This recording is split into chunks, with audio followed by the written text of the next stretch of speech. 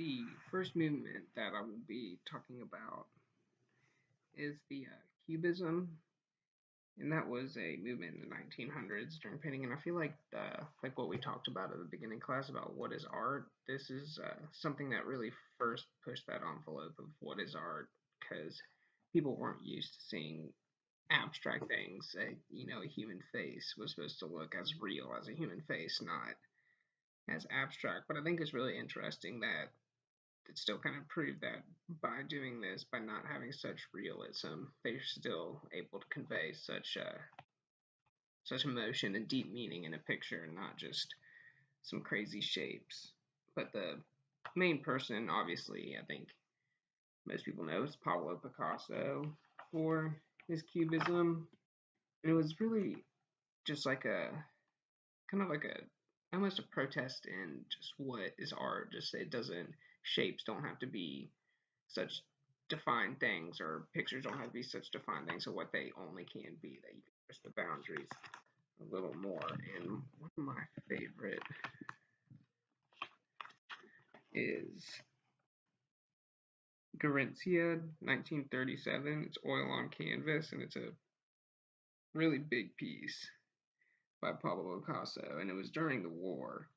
And I know there's a lot of different things that people say all these things have meanings for, but I've always like this, and I remember in one of my elementary school art classes going over this picture.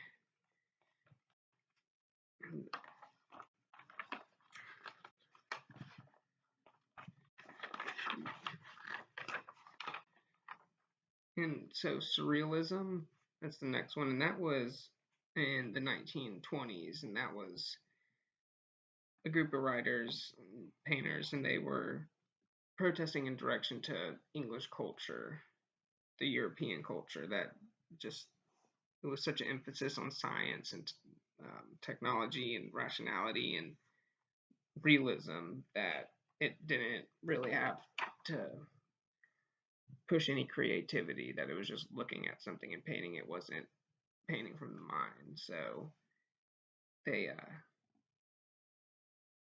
it opened a different realities. It was almost like dream painting is what a lot of people called it, but like Salvador Dali, where he had, crazy things that weren't necessarily stuff that you would see in real life, but it could push your imagination. And it was just really like a complete 180 from what was going on at the time with the painting. There was cubism, but nothing that was using realism, but in a different way, creativity, that it looked so real, but it wasn't anything that you would see in real life. And a lot of these, especially towards the end with the surrealism, is that I feel like it was a way to escape like the harsh realities. Like soon there was the Great Depression in the U.S. and the World War I in European countries. So it was a way to express your creativity through a different way, not just realism.